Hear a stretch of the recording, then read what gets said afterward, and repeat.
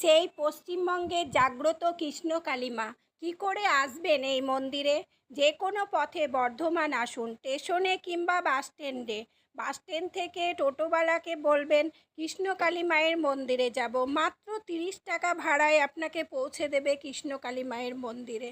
মন্দিরে শনিবার কিংবা মঙ্গলবার বিশেষভাবে পুজো করা হয়। ওই দিন অলৌকিক শক্তি থাকে কৃষ্ণকালী মায়ের সেবিকা মঙ্গলা মায়ের উপর। ওই দিন এসে পুজো দেন আর ত্রিশূল ছুঁয়ে নিয়ে যান। আর যারা আসতে পারছেন না তারা কি করবেন? তারা ঘরে বসে কৃষ্ণকালী মায়ের নাম জপ করুন 108 বার।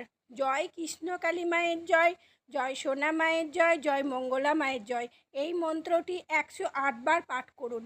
আর যারা কৃষ্ণকালী মাকে ভালোবাসেন তারা প্রত্যেককে বলছি এই কৃষ্ণকালী মায়ের ভিডিওটা প্রত্যেকের মাঝে ছড়িয়ে দিন, যাতে তারাও উপকৃত হয়। এই নাম জপ করে সমস্ত রোগ ব্যাধি দূর হচ্ছে। তাই মন থেকে বলুন জয় কৃষ্ণকালী মায়ের জয়, আর সবাইকে বলার সুযোগ করে দেন জয় কৃষ্ণকালী মায়ের জয়। ভালো থাকবেন, সুস্থ থাকবেন।